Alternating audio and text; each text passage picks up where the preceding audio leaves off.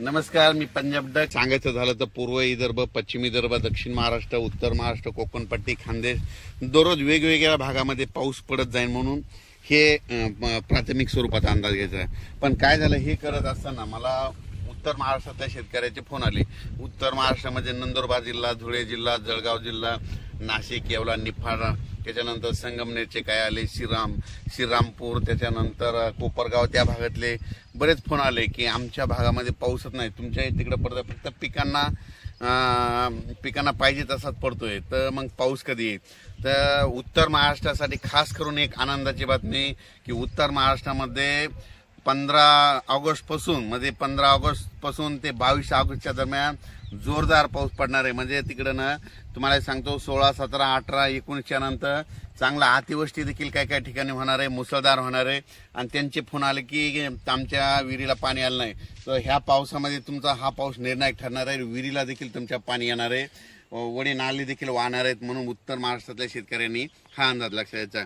त्याच्यानंतर परत सांगू इच्छितो की मुंबई, पुणे, नाशिक, संगमनेर, इगतपुरी ह्या कोकणपट्टी त्या भागातल्या सर्व शेतकऱ्यांना सांगू इच्छितो की तुम्ही काय करा, म्हणजे तुमच्याकडं म्हणजे 17 ते 22च्या दरम्यान, म्हणजे 17 ऑगस्ट पासून 22च्या दरम्यान मुंबई असो, पुणे असो, त्याच्यानंतर नाशिक, इगतपुरी या भागामध्ये अतिमुसळधार पाऊस पडणार आहे. म्हणून हे अंदाज लक्षात.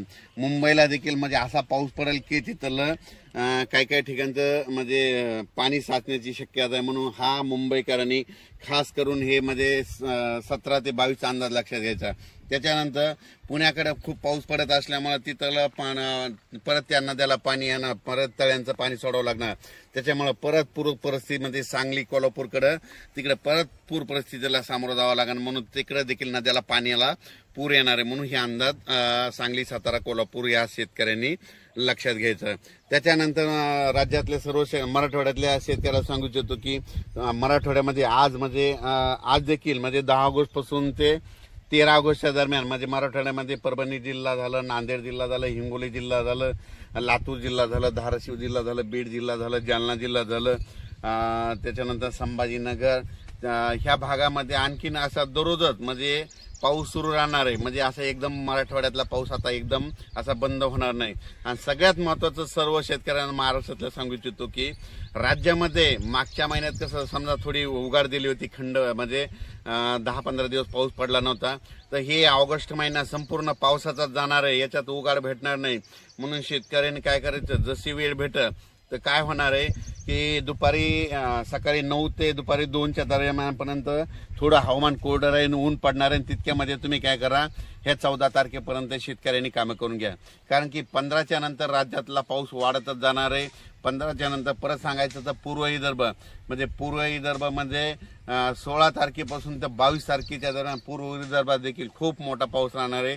म्हणून पूर्व विदर्भातल्या 6 जिल्ह्यातल्या शेतकऱ्यांनी हा अंदाज लक्षात घ्यायचा. म्हणजे नागपूर, वर्धा, भंडारा, गोंदिया, चंद्रपूर, यवतमाळ, त्याच्यानंतर वाशिम, हिंगोली, त्याच्यानंतर बुलढाणा, अकोला, अमरावती या भागात देखील म्हणजे ह्या 16 ऑगस्ट पासून म्हणजे 15 ऑगस्ट ते 22च्या दरम्यान चांगला मोठा पाऊस पडणार आहे, वडे नाले वाहणारा पडणार आहे. म्हणजे 14 ऑगस्ट पासून ते 22 ऑगस्टच्या दरम्यान जोरदार पाऊस पडणार आहे. म्हणून हा अंदाज लक्षात घ्यायचा.